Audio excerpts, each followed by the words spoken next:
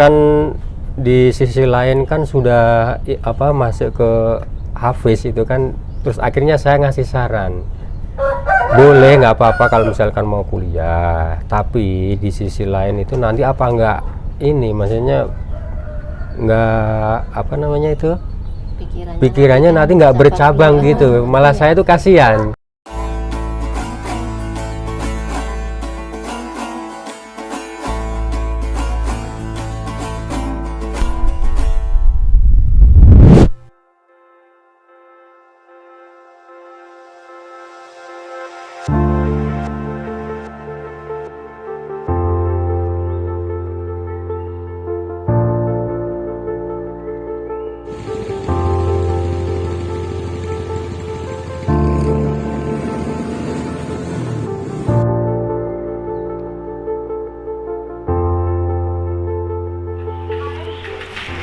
Assalamualaikum warahmatullahi wabarakatuh.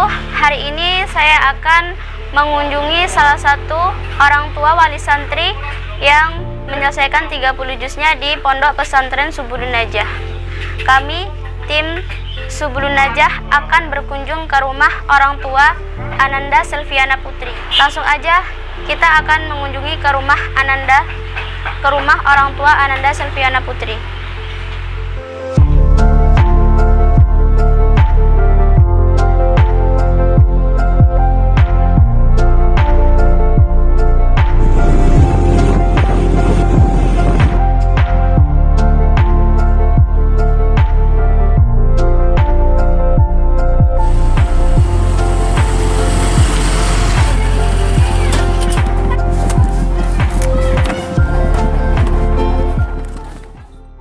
Alhamdulillah, sekarang kita sudah sampai di rumah kediaman orang tua Ananda Selviana Putri.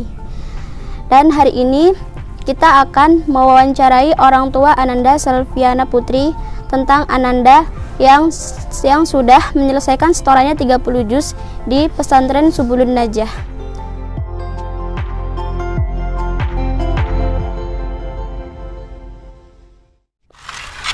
Alhamdulillah, sekarang saya sudah bertemu dengan orang tua Ananda Selviana Putri. Jadi begini Bu, saya di sini ingin bertanya-tanya, ingin tahu tentang Ananda Selviana Putri.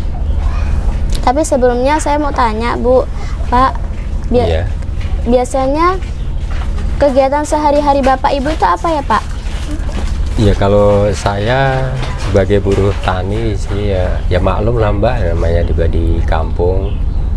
Kalau dari pagi itu kadang kalau kan ini waktunya garap sawah ya kita ke sawah gitu. Ya nanti setengah hari kita pasti ya pulang sih. Nanti setengah hari pulang, terus udah gitu kalau untuk aktivitas kalau sore lumayan ini sih sambil ngurusin anak yang kecil, yang adiknya Selvi gitu. Selvi itu punya berapa saudara Pak? Dua. Jadi Selvi anak pertama sama adiknya satu. Kalau Ibu kegiatan sehari-hari itu apa Bu? Cuma IRT aja. Ibu rumah tangga. Bapak namanya siapa Pak? Nama saya Sodik. Ya kalau misalkan ketemu di mana panggil aja Sodik. Gitu. Kalau ibunya namanya? Rusti. Jadi saya mau tanya tuh Bu, seputar tentang Ananda Selvi ketika sebelum berangkat ke Subulun Najah itu prosesnya tuh gimana sih Bu? Biar Bapak ya Pak. Enggak begini. Emang sih anaknya itu emang dari dulu pengennya pengen ke pondok gitu ya. Lah terus sehubungan dengan dia itu kan terus sekolah di Aliyah Paron, Man Paron. Nah di situ kan ada mengadakan kegiatan untuk itu namanya hafid Quran, hafid Quran, hafiz ya. Iya. Nah dari situlah dia mulai ini kan bilang sama orang tua, saya mau ikut ini Pak, boleh Pak enggak? Ya kalau menurut kamu itu kamu cocok dan kamu minat, ya nggak apa-apa, wong itu juga bagus ya kan. Akhirnya dia mendaftar ikut itu hafiz. Ya udah dari situlah awalnya itu kan Selfie itu kan udah setelah lulus kelas 3 SMA, dia kenapa lebih memilih menjadi penghafal Al-Quran? Maksudnya tuh kenapa nggak kuliah atau gimana gitu? Pernah nggak Pak Selfie itu cerita kenapa Selfie lebih memilih untuk menjadi penghafal Al-Quran? Apa tidak ada keinginan untuk kuliah atau kerja atau gimana gitu Pak? Kalau masalah kuliah, untuk melanjutkan studinya yang lebih lanjut, sebenarnya sih dia itu ya niat banget sih mau kuliah, pengen gitu. Ya pernah ngomong juga. Cuma kan di sisi lain kan sudah masuk ke Hafiz itu kan, terus akhirnya saya ngasih saran, boleh nggak apa-apa kalau misalkan mau kuliah, tapi di sisi lain itu nanti apa nggak ini, maksudnya nggak pikirannya nanti nggak bercabang gitu, malah saya tuh kasihan. Akhirnya saya suruh milih salah satu dulu, nanti kalau udah selesai salah satu kan bisa dilanjutkan lagi ini niatnya yang mau kuliah nggak masalah gitu. Si Selfie pernah nggak Pak kalau di Subul Najah itu pernah kayak menceritakan keluh kesahnya di pesantren, bilang sama ibu bapak, Pak apa begini-begini gitu, pernah nggak Pak? Ya, pernah. Itu apa Bu? Pengen tahu gitu. Awalnya yo belajar hafid niku yo susah. Ya.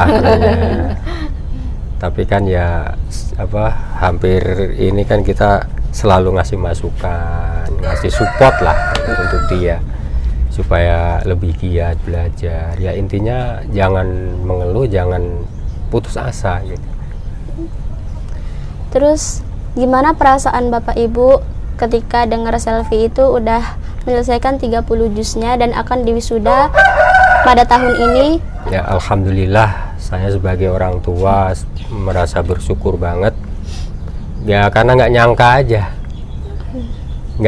aja kalau anak kita bisa menyelesaikan hafalan sampai 30 juz dengan waktu yang mungkin sangat singkat ya. Kalau menurut saya termasuk sangat singkat. Ya termasuk udah kayak punya kelebihan. Ya mungkin itu suatu hidayah lah dari Allah. Suatu anugerah gitu. Ya alhamdulillah. Alhamdulillah. Ibu merasa berat nggak ketika si Selfie itu berangkat ke Subul Najah? Apa Ya, dia itu sekali paksaan atau dia keinginan untuk berangkat ke Subul Najah itu karena paksaan atau disuruh oleh orang tua? Enggak. Justru malah dari awalnya tuh dia niatnya udah bulat. Niatnya udah bener-bener punya tekad gitu. Nah, ya terus karena kita melihat si anak punya tekad yang bagus untuk kebaikan juga ya kan. Ya kita mendukung aja sebagai orang tua ya, mah justru seneng juga gitu. Ya mudah-mudahan sukses selalu kalau orang tua seperti itu. Sebelumnya udah pernah mondok apa belum? Sebelumnya belum. Berarti Belum. jadi baru pertama kali. Iya. Ya kurang lebih ada berapa ini ya, semenjak di ini pondok ada kurang lebih 2 tahunan mungkin. Lebih ya. Menurut Bapak, tanggapan Bapak tentang Subul Najah itu gimana Pak? Ya kalau menurut saya untuk menjadikan regenerasi yang untuk selanjutnya yang kedepannya itu kalau menurut saya sangat cocok lah, dan sangat saya juga di sini pribadi sangat berterima kasih sekali kepada ya pengurus ataupun Pak Ustadzahnya di Subul Najah khususnya. Pokoknya saya tetap selalu mendukung dan selalu mendoakan supaya tetap berjaya selalu dan semoga mendapatkan ridha Allah. Insyaallah. Oke, terima kasih. Jadi bisa kita simpulkan dari cerita Bapak dan Ibu tentang Ananda Selviana Putri. Menghafal itu bukan dari bakat atau mempunyai silsilah keturunan menjadi penghafal Al-Quran. Tetapi ketika ada keseriusan, niat dan tujuan ingin menjadi penghafal Al-Quran, Allah akan memberikan jalannya dimanapun kita bertempat. Sabda Rasulullah SAW, Iqra'ul Qur'ana fa innahu ya'ti yaumal qiyamati syafi'an li ashabihi. Bacalah Al-Quran, sesungguhnya ia pada hari kiamat akan menolong pembacanya. Jadi banyak orang yang bangga punya anaknya yang menang olimpiade bahasa Inggris, bahasa Arab, olimpiade olahraga, itu nggak ada artinya. Nanti di akhirat yang ditanya itu bukan, ya olimpiade bahasa Inggris, enggak, tetapi yang nanti di akhirat ditanyakan, anaknya itu gimana kita berbakti kepada orang tua, terus melayani orang tua, terus berbuat baik kepada orang tua. Setelah itu nanti bentuk kita berbakti kepada orang tua kita bisa ungkapkan dengan menjadi penghafal Al-Quran dan bisa memberikan mahkota untuk kedua orang tua kita kelak di akhirat. Alhamdulillah, saya sudah nanya-nanya tentang orang tua Ananda Selvi. Terima kasih sudah memberi cerita sedikit tentang cerita Ananda Selvi, Bu, Pak. Sama, Mbak. Terima kasih Pak, Bu, atas waktunya. Maaf saya banyak pertanyaan. Enggak apa-apa, Mbak. Sekalian nyambung silaturahmi. Pengen tahu loh, maksudnya orang tua Selvi itu gimana gitu. Terus Masya Allah banget, anak ibu, bapak udah menyelesaikan 30 juznya dalam waktu yang sangat sedikit di sebelum aja. Ada nggak Bu yang ingin disampaikan untuk anak ibu itu nanti kedepannya tuh gimana? Kalau dari saya pribadi untuk Ananda Selvi, saya minta untuk tetap semangat, menjaga semangat, dan untuk selalu giat dalam menuntut ilmu, jangan pernah menyerah, dan mudah-mudahan apa yang selama ini dicapai bisa manfaat bagi dirinya pribadi dan juga buat orang lain, dan juga bisa barokah, dan yang paling penting mudah-mudahan tetap istiqomah dalam hidupnya. Amin. Itu aja. Yaudah ya Bu, terima kasih atas waktunya. Saya mohon pamit. Apabila ada kata atau tata bicara saya kurang pas, saya mohon maaf. Saya dari tim Subulun Najah mohon maaf sebanyak-banyaknya kepada Bapak, Ibu, atas waktu yang udah diberikan, yang udah diluangkan untuk saya. Ya, sama-sama Mbak. Di sini cuman dianggurin aja, nggak dikasih apa-apa. Ya maklum. Saya minum dulu ya Pak. Ya maka.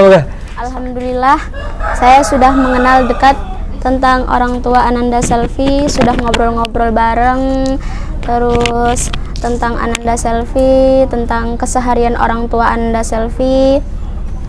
Semoga bisa memotivasi teman-teman sekalian yang ada di rumah, yang ada di pesantren-pesantren yang sedang menghafal Al-Quran, mencari ilmu, menuntut ilmu, untuk bisa memotivasi bahwasannya menghafal Al-Quran itu bukan masalah dari bakat atau keturunan silsilah penghafal Al-Quran, tetapi ketika ada keseriusan, niat, tujuan yang baik, insya Allah akan memberikan jalan manapun yang akan kita tuju.